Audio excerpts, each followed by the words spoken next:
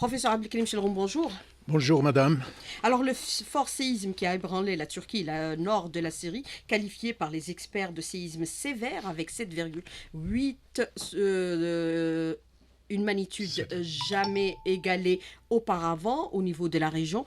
Ces forts séismes sont géologiquement récurrents qui reviennent tous les 50 ans, voire même 100 ans. Professeur Chelroum. Absolument, c'est une région qui est connue pour son activité, son intense activité sismique, comme plusieurs régions à travers la planète. Donc la caractéristique de cette région, le sud-est de la Turquie, c'est qu'elle se trouve, dans une interaction entre trois plaques tectoniques, à savoir la plaque qui a bougé, qui s'est rompue, c'est la plaque anatolienne, qui est poussée en coulissage par la plaque africaine et la plaque arabique. Voilà, c'est un mouvement emballé qui a produit la rupture d'un segment, ce qui a engendré ce séisme majeur qui fait 7,8 et qui est quand même, comme vous venez de le dire, qui a lieu généralement, c'est un séisme centenaire. Mais quand vous parlez bien sûr de ce séisme à travers le monde, et traditionnellement, il y a des régions, professeur Chelroum, qui sont connues par des séismes sévères. Est-ce qu'il y a une région plus vulnérable qu'une autre, ou alors on ne peut ni quantifier, ni prévoir, ni prédire le phénomène sismique, puisque c'est un phénomène imprévisible? Absolument, absolument. Vous savez, parmi les risques majeurs, les 14 risques majeurs identifiés à travers le monde, il n'y a que les séismes qui demeurent des phénomènes imprévisibles, imprédictibles. C'est-à-dire il est très très difficile. Il y a eu des théories par le passé, aux États-Unis, qu'on appelle la théorie des précurseurs, qui permet d'asseoir, si vous voulez, une certaine procédure de prédiction. Malheureusement, elle n'a pas été retenue, vu qu'elle n'a pas été vérifiée à travers tous les phénomènes qui se sont produits à travers le monde. Donc, parmi les régions, il y a plusieurs régions, c'est toutes les frontières des plaques tectoniques, que ce soit en Amérique latine, au Chili, en Alaska, aux États-Unis, la faille de Saint-Andreas, à San Francisco, et la Méditerranée qui demeure quand même une région où l'activité sismique est intense et qu'il va falloir surveiller de très près parce qu'il y a eu des séismes majeurs par le passé qui ont touché toute la Méditerranée comme les Balkans, l'Italie, l'Algérie et la Grèce. Donc une des régions des plus vulnérables reste la Méditerranée également? Absolument. Alors, vous parlez de l'Algérie, justement, puisque nous faisons partie de cet espace, professeur Abdelkrim Chelroum. Donc, historiquement, on va revenir, bien sûr, au séisme qui a ébranlé notre pays, qui a été extrêmement fort et rude. Il y a eu, bien sûr, historiquement, à Blida, en 1826, un séisme de 7 sur l'échelle de Richter.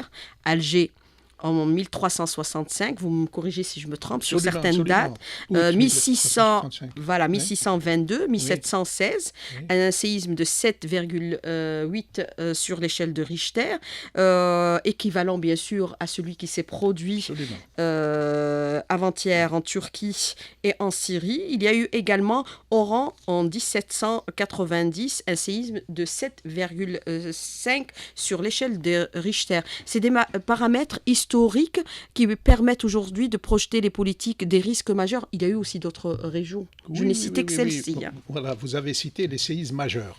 Mais les séismes de 5, 6, il y en a des centaines qui ont touché pratiquement l'ensemble du territoire national. Y compris le sud de l'Algérie, qui a été secoué à plusieurs reprises, au Tougourt, Tamanrasset.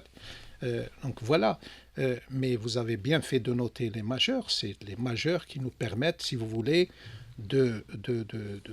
d'asseoir, de réfléchir sur toute la politique de prévention et de protection des ouvrages. Voilà.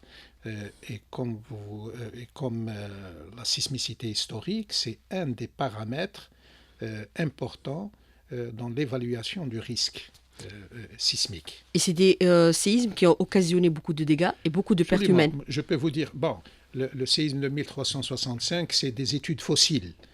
qui ont permis... Au niveau de quelle région?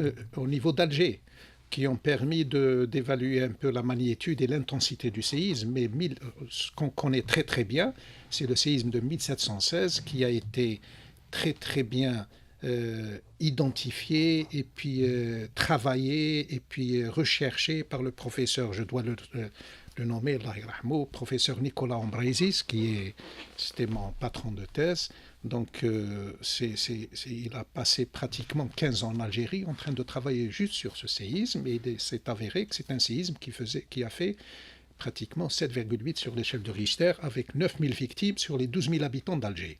Voyez-vous, donc, il n'y avait pas de bâtiments de grande hauteur, des IGH. Donc, c'était la Casbah, c'était des petites constructions, mais quand même, voyez un peu l'effet dévastateur de ce séisme de grande ampleur. Voilà. Il y a eu d'autres séismes équivalents à ce séisme qui avait occasionné autant de pertes humaines et autant de dégâts matériels également à travers notre pays, professeur Abdelkarim Chelroum. Puis il y a eu récemment, si vous voulez, parce que géologiquement on peut dire récemment, le séisme de Chlef, que ce soit de 54 ou bien le séisme qu'on connaît bien, que nous avons très très bien étudié sur le plan caractéristique, sur le plan méthodologique, sur le plan énergie. Donc c'est le séisme de 1980 qui était de 7,2 quand même à Chlef. Et le dernier séisme que nous avons vécu dans notre recherche, c'est celui du 21 mai 2003 de Boumardès, qui a fait quand même 2500 victimes. Et c'est un séisme qui est de magnitude 6,8. Mais il faut savoir que les séismes algériens qui sont provoqués au niveau de la plaque tectonique, la frontière de la tectonique Afrique-Europe, chez nous, les séismes sont superficiels. Donc, par définition, c'est des séismes dévastateurs.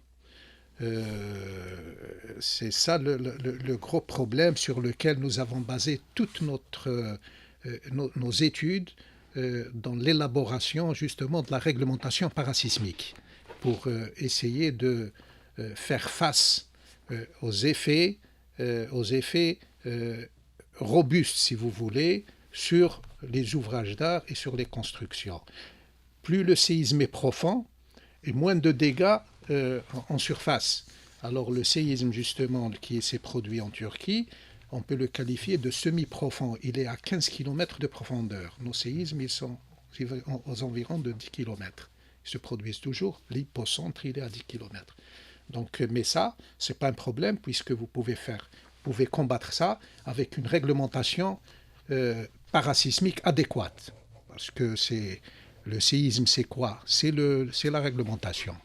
Mais justement, les séismes, on ne peut ni les prévoir, ni les prédire parallèlement, professeur Abdelkarim Chelroum, donc on ne peut agir que sur le plan de la réglementation, de la législation. Après, bien sûr, le séisme dévastateur également d'Alger et de Boumerdès en 2003, on s'en souvient encore, c'est resté dans les esprits. Il y a eu, bien sûr, la mise en place de la loi sur les risques majeure et la gestion des catastrophes qui a été adoptée en 2004.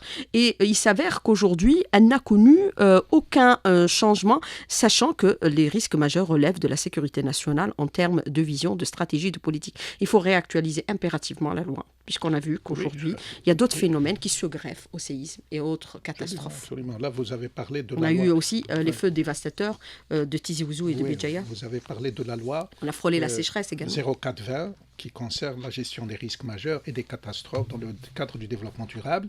Nous, après 2003, il y a une commission où nous avons travaillé sur la réactualisation du RPA. RPA 99, c'est-à-dire il y a eu l'Addenda 2003. Nous avons tenu compte de toutes les faiblesses et les carences que nous avons diagnostiquées in situ à Boumerdès, et nous avons un peu rectifié les paramètres qui permettent à l'ingénieur civil de calculer les bâtiments et les infrastructures. Donc ça a été fait déjà, on l'appelle l'Addenda 2003. Suite à cela, il y a eu la commission nationale qui était chargée d'experts indépendants, universitaires et publics, qui a été chargée de l'élaboration justement de cette loi 0420, que je précise, c'est une excellente loi, Et comme vous venez de le dire, une loi doit être actualisée tous les 10, 15 ans, 20 ans. Parce qu'on Elle aura en voilà, 2024 20 ans. 20 ans, voilà. Alors, il faudrait la réfléchir. Qu'est-ce qu'il faudrait revoir impérativement au niveau de cette loi et l'adapter au contexte? Eh ben, vous savez, nous, on travaille sur les éléments palpables, les éléments qu'on recueille après chaque catastrophe. Donc, après chaque catastrophe, nous avons élaboré tous les points faibles à travers les régions des effets de ces catastrophes. Et c'est ces points faibles qu'on doit corriger et introduire, actualiser, comme vous venez de le dire, la loi 0420. Il est urgent de l'actualiser, sinon elle va devenir obsolète. Mais qu'est-ce qu'il faut revoir justement, puisque vous avez parlé c'est-à-dire d'études sur les vulnérabilités et les aspects de la loi qui ne sont plus d'actualité, d'autant que nous savons que certains textes d'application ne sont pas parus à ce jour. Absolument. Il y a eu 30 textes d'application de la loi 0420 et ce n'est que dernièrement qu'il y a eu 1 ou 2 textes sur l'intervention, c'est-à-dire les plans Orsec, alors que la loi concerne le traitement de la vulnérabilité, le problème du bâti, du bâti ancien, le problème des aléas en général, que ce soit industriel, pétrochimique, des inondations, des changements climatiques. Maintenant, c'est à travers le monde. Tout le monde souffre de ça. Nous, un peu plus, puisque nous avons la désertification galopante chez nous et la sécheresse. Donc, on doit corriger.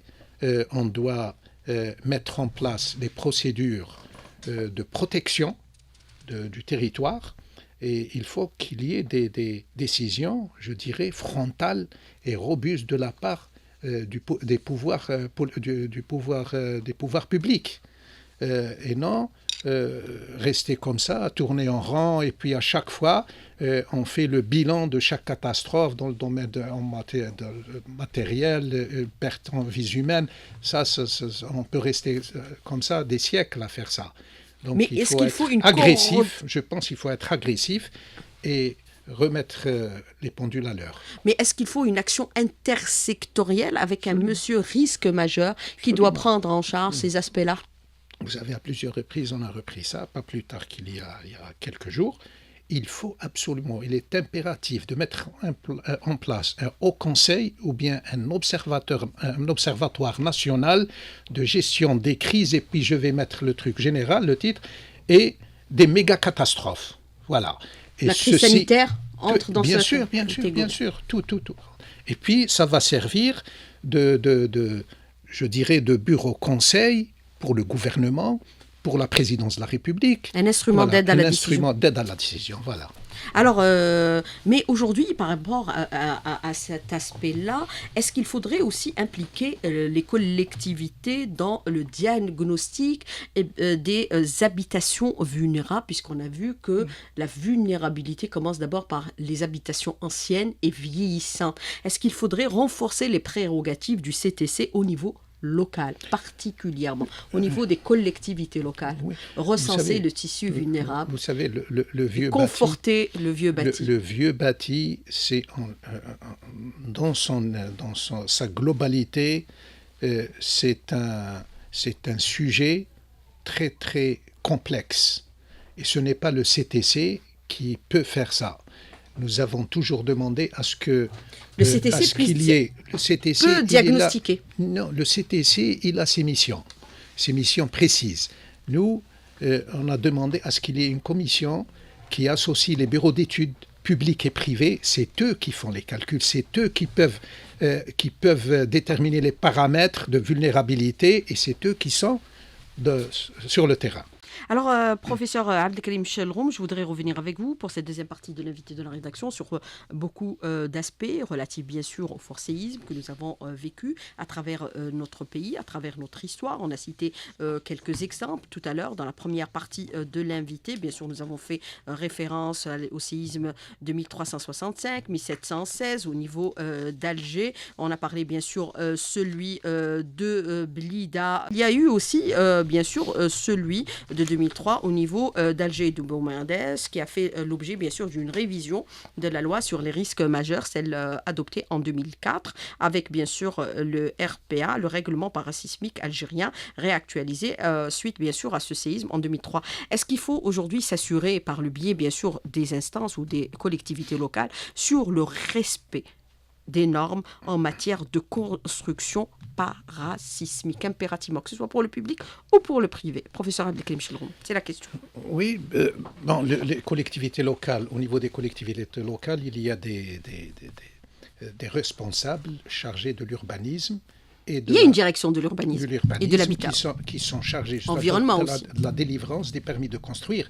Et qui dit permis de construire dit justement, c'est sous-tendu justement par l'application de la réglementation, le RPA justement pour les constructions, si je dois.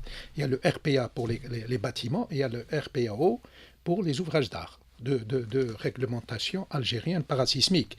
Il manque justement la réglementation parasismique pour les barrages, qui n'existe pas. Il est urgent justement de l'élaborer et de la mettre en place parce que nous avons quand même 85 barrages, dont 90% se trouvent dans des zones sismiques.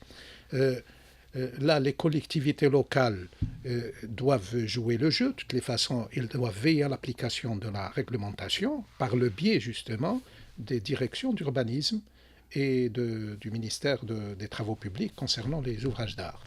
Ce qui est urgent de mettre en place, à mon avis, c'est de mettre en place des commissions pluridisciplinaires composées de bureaux d'études privés, publics, universitaires, et qui doivent être chargés de l'élaboration d'une réglementation pour le vieux bâti. Le vieux bâti, ce n'est pas le bâti nouveau, donc il est vieux.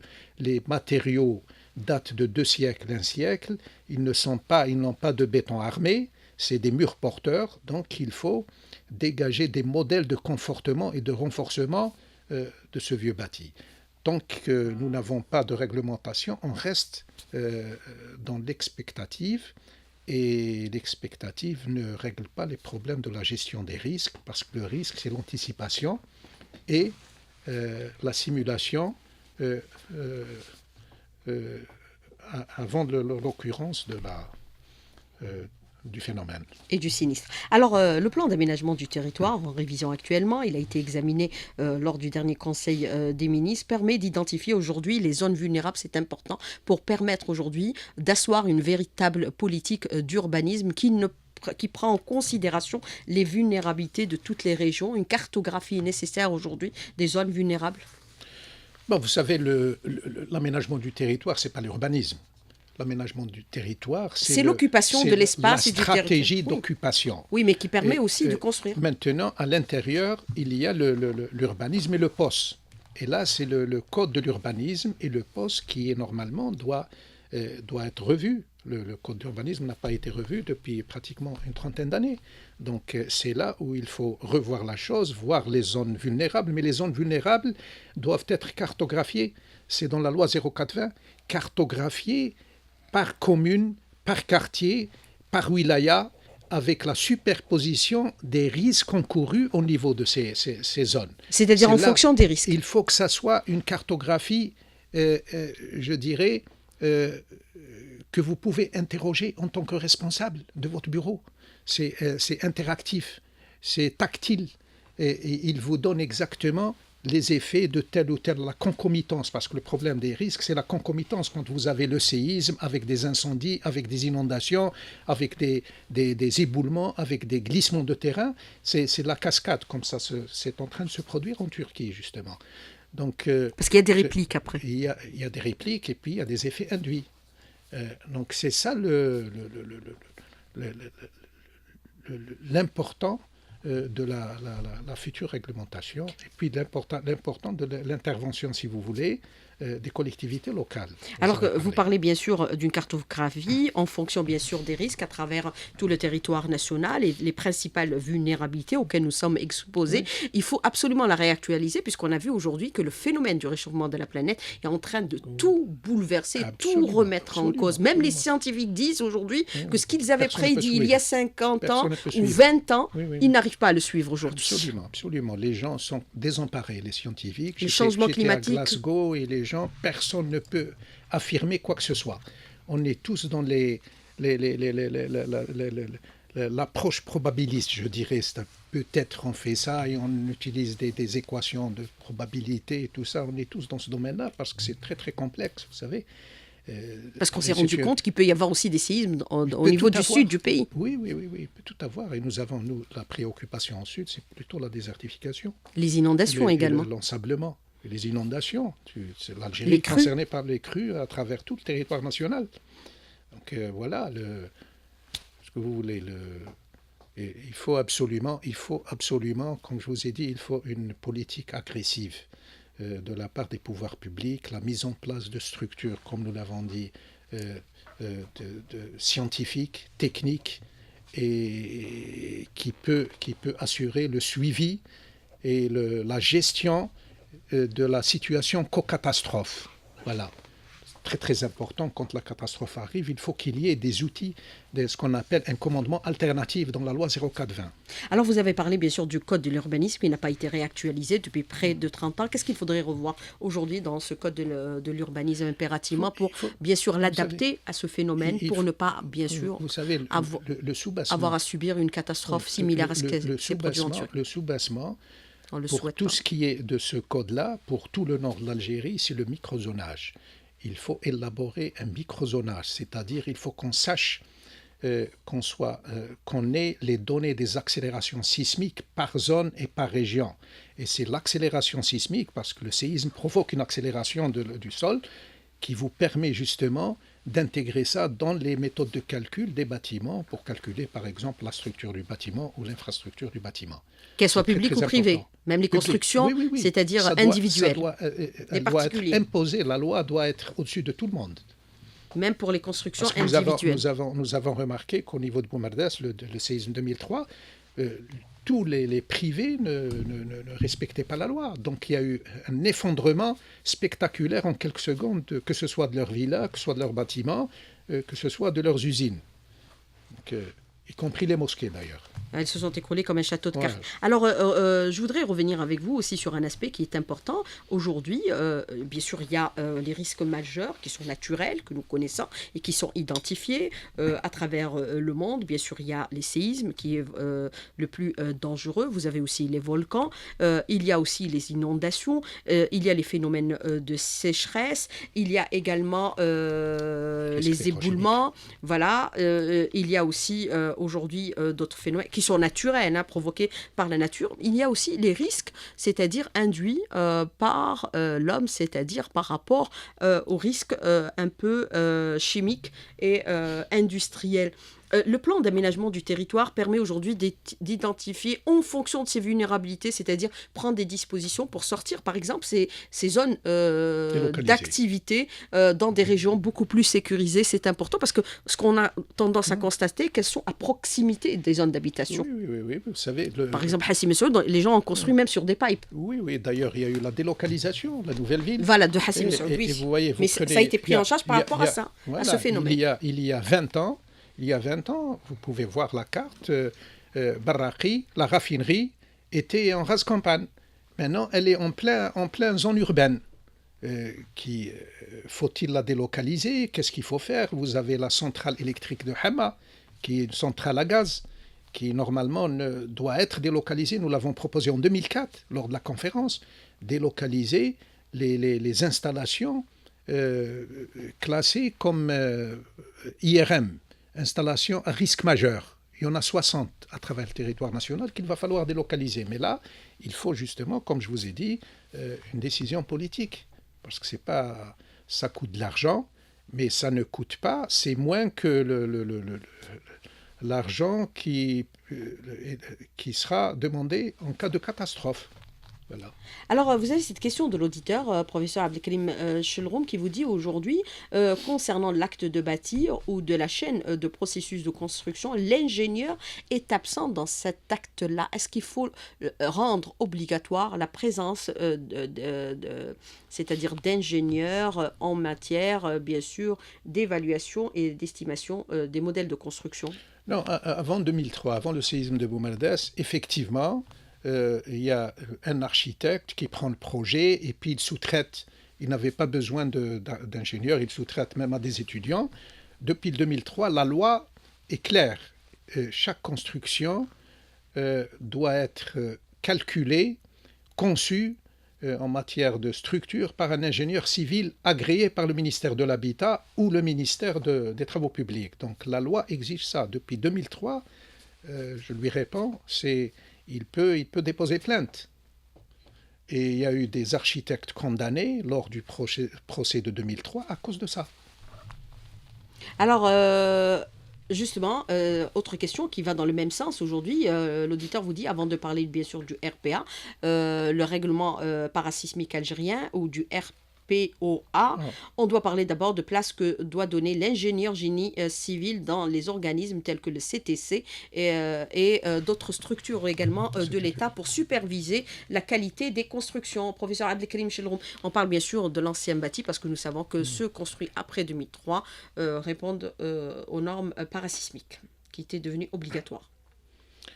Mais voilà, ça c'est une question qui est posée par tout le monde depuis longtemps. Vous savez, le CTC, c'est un organisme d'État qui est chargé de vérifier la conformité, un peu la résistance. Il suit, c'est nos étudiants d'ailleurs de Bebzoar qui sont même CTC. Il peut même vérifier sur, par exemple, les transformations qui ont été introduites au niveau de certaines constructions qui les rendent aujourd'hui vulnérables. Et on se souvient un peu de l'immeuble de l'Algérie au niveau de la Grande Poste, qui a été, bien sûr, rendu vulnérable à cause des transformations qui avaient été... Moi, je vous donne l'exemple de Regaya, du D15, la tour D15, où un boulanger a cisaillé un poteau pour faire rentrer son four.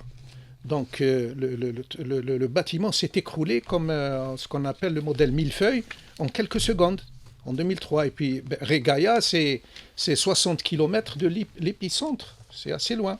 Et que ce soit le D10 et le D15 avec 290 victimes. Donc ça, c'est les transformations normalement qui doivent être supervisées par les collectivités locales. Est-ce que ça doit être soumis impérativement à des autorisations préalables par les équipes du CTC, par les équipes de génie civil au niveau des collectivités locales avant d'opérer des transformations, même à l'intérieur des maisons individuelles? Personne n'a le droit de toucher à la superstructure. Personne même à l'intérieur des maisons, même si on c'est est soumis à il faut qu'il ramène un architecte qui voit un peu la fonctionnalité et puis le problème. Mais on ne le fait pas. Même quand on occupe de nouveaux logements, on procède à des transformations sans recourir préalablement à des gens démolissent, ils reprennent, c'est des milliers, des centaines de milliers de logements qui sont repris. Et c'est des travaux qui rendent un peu vulnérable la structure également. Vulnérable, et puis parce qu'ils ramènent des matériaux lourds. Le matériau lourd, ça veut dire que le bâtiment sera plus lourd, donc la force sismique, elle va être amplifiée dans la direction horizontale ou verticale. Il faut interdire les transformations. Il faut interdire les transformations qui ne sont pas assujetties à des autorisations. Vous savez, à l'étranger, il n'y a pas de séisme. Vous allez en Grande-Bretagne, vous n'avez pas le droit de toucher au bâtiment, que ce soit à l'intérieur ou à l'extérieur. Même les fenêtres. Vous n'avez pas le droit de toucher à la clôture. Donc... Autant suivre les gens, je dirais développés. Qui nous ont précédés dans ce domaine-là et qui soumettent tout à autorisation. Vous ne pouvez rien faire au niveau de la structure, c'est-à-dire... C'est prohibé. La structure ne doit pas être touchée. Parce que le calcul, il est fait globalement pour la structure. Si vous touchez juste un élément structurel, c'est tout le bâtiment qui doit être revu. Alors, vous avez aussi ce commentaire de l'auditeur qui nous dit que l'ancienne ville de la wilaya de Djidjel, à l'époque coloniale, a été ruinée par un très fort séisme le 21 août 1856. Exact. Bien sûr, on n'a donné que quelques exemples. Mais le séisme, il était de 6. Voilà. Est-ce qu'on peut, c'est-à-dire, c'est des instruments qui nous permettent aujourd'hui d'avoir des indications sur la vulnérabilité de certaines régions par rapport à d'autres? Puisqu'on a rappelé. Tout le littoral est vulnérable. Tout le littoral, sans exception, d'Annaba à Oran. En passant, on a eu Mila, il y a 3 ans. Nous avons eu celui de Chlef. Batna, Biskra, Chlef. Donc, ça, c'est... Et c'est pourquoi je reviens sur l'actualisation des règles de la réglementation, le RPA en 2003, parce que on s'est aperçu, on a fauté. Enfin, je ne sais pas comment ça a été fait l'aléa, mais vous savez, la réglementation est basée sur une carte sismique, carte d'aléa. Alger et Boumerdès étaient classés zone à sismicité modérée. Et arrive 2003, c'est plus modéré. Donc il y a eu la correction. Alors, le plan d'aménagement du territoire qui a été adopté, nous avons actuellement un ministre qui connaît bien les collectivités locales avec leur vulnérabilité, leur sensibilité, puisqu'il a été wali à travers plusieurs wilayas. Il connaît aussi les instruments qui sont aujourd'hui nécessaires pour c'est-à-dire aiguiller l'action publique de l'État, puisqu'il y a un recensement général de la population qui a été effectué et qui donnera bien sûr les résultats dans pratiquement 2 mois, qui sera examiné au niveau de l'État, au plus au sommet, bien sûr, de l'État, par le président de la République et son staff, pour prévoir des politiques publiques à l'avenir. Mais quand on parle aujourd'hui, par exemple, du plan d'aménagement du territoire, nous savons que le plus fort de la population occupe le nord du pays, une zone extrêmement vulnérable, voilà, et fragile, c'est 90%. Le plan permettra aujourd'hui, par exemple, d'étaler l'occupation du territoire à travers d'autres zones. C'est important aujourd'hui puisque nous savons qu'il y a 90% de la population qui occupe le nord du pays. L'opération la zone frontalière. Ce qu'on a dit déjà en 2004, c'était ça, parce que c'est une actualisation du SNAT. On avait donné seulement 4% de la population qui occupe. Oui. Pour vous donner un chiffre, il y a 4000 habitants au kilomètre carré. On a donné plutôt 90% de la population qui occupe 4% du territoire. 4%, voilà. Oui, c'est ça. C'est 4000 habitants au kilomètre carré. Dans les chiffres. Et 10 personnes, 10 au kilomètre carré au sud, c'est-à-dire le sud et le grand sud. Voilà, vous avez parlé du ministre de l'Intérieur. Je pense que vous avez bien fait parce que le ministre actuel, c'est un ami aux experts des risques majeurs. Il est imprégné justement de cette notion et il était responsable des zones d'ombre. Nous avons eu beaucoup de débats, nous l'avons aidé, et puis il était là à l'écoute, il posait des questions, et puis on a rectifié pas mal de choses dans la conception des zones d'ombre, dont il avait la responsabilité, que je salue à travers vous. Donc je suis convaincu que c'est un bon manager qui va faire beaucoup de choses, comme vous l'avez bien dit, dans le domaine des collectivités locales, et on compte beaucoup sur lui. Oui, mais ça permettra d'avoir des instruments d'aide à la décision à l'avenir. Oui, on compte beaucoup sur lui. Je pense qu'il va mettre les moyens, parce que lui, c'est un manager, ce n'est pas un bureaucrate. Donc il voit tout, qu'on l'a expérimenté, nous, à travers les ondes d'ombre, pendant pratiquement 1 année et demie. Donc il n'y a pas de... Je n'ai aucun doute sur sa compétence et sur son engagement, et puis sur son amitié pour les risques majeurs. Bien sûr, il était médiateur de la République et non pas M. Zondambre. Alors, je voudrais revenir avec vous sur un autre aspect, professeur Abdelkrim Chenlroum.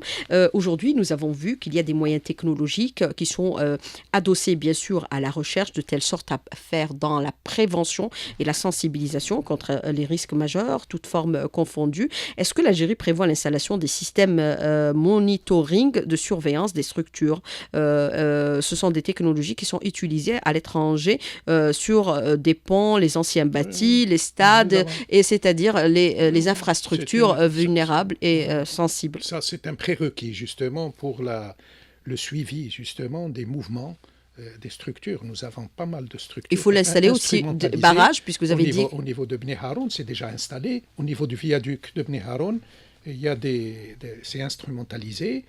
Je pense qu'il y a pas mal d'ouvrages d'art où il y a l'instrumentalisation. C'est très, très important.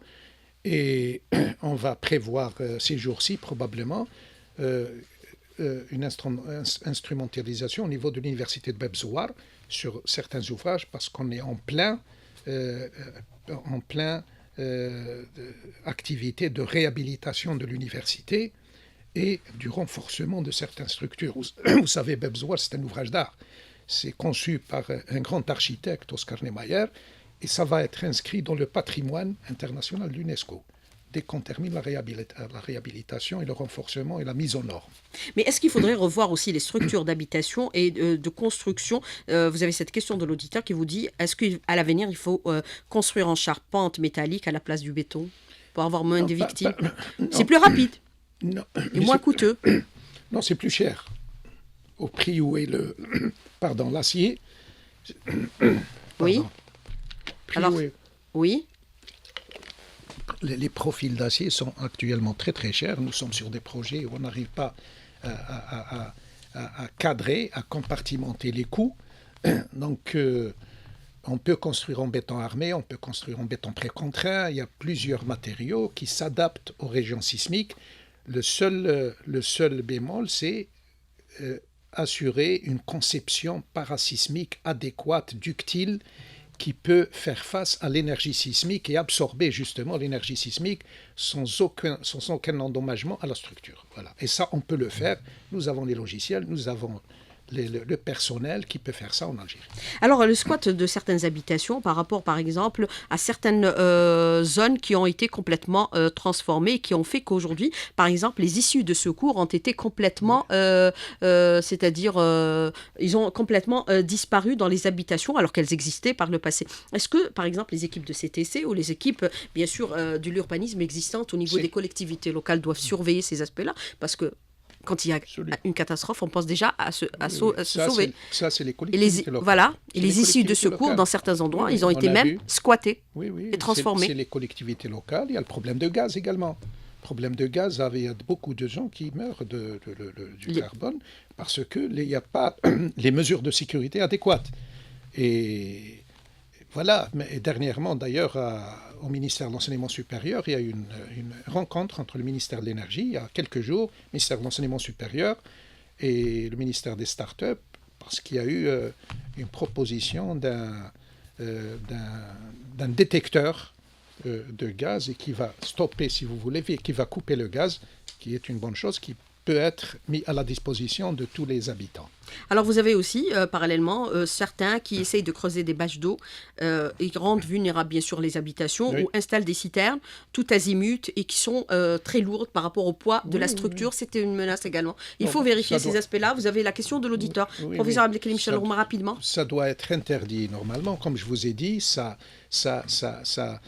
amplifie le poids du bâtiment et c'est très mauvais dans le cas d'un séisme parce que ça crée un élément lourd, un élément robuste qui va accentuer l'accélération, la force induite par le séisme. Alors il faut renforcer les opérations d'intervention également, doter plus de moyens d'intervention puisqu'on a vu nos équipes qui sont aujourd'hui agréées par les instances internationales se sont déployées, se sont rendues hier dans la journée en Turquie, dans la soirée en Syrie. Ils sont certifiés ISO. Ça, je n'ai aucun doute, parce que nous avons une des meilleures protections civiles au monde. On les connaît très très bien. Ils sont équipés. C'est tous des universitaires. Ils sont spécialisés dans les plans ORSEC, les plans d'intervention, le sauvetage. Ils ont tout ce qu'il faut. Et je pense que je n'ai aucun doute qu'ils vont faire de l'excellent travail en Turquie. Et en Syrie aussi. Et en Syrie, je leur dis bravo. Voilà, bravo d'avoir déployé dans le cadre de la solidarité internationale des équipes, bien sûr, de sauvetage. Voilà, ça, c'est un point. Et ça démontre de la grandeur de notre pays et de ses gouvernants. Et puis la décision instantanée, à la seconde, c'est l'un des premiers pays qui a envoyé. Donc on doit féliciter le président de la République pour cette décision, cette noble et vraiment qui répond, si vous voulez, au principe de prévention et de gestion des risques majeurs à travers le monde. Et de solidarité internationale.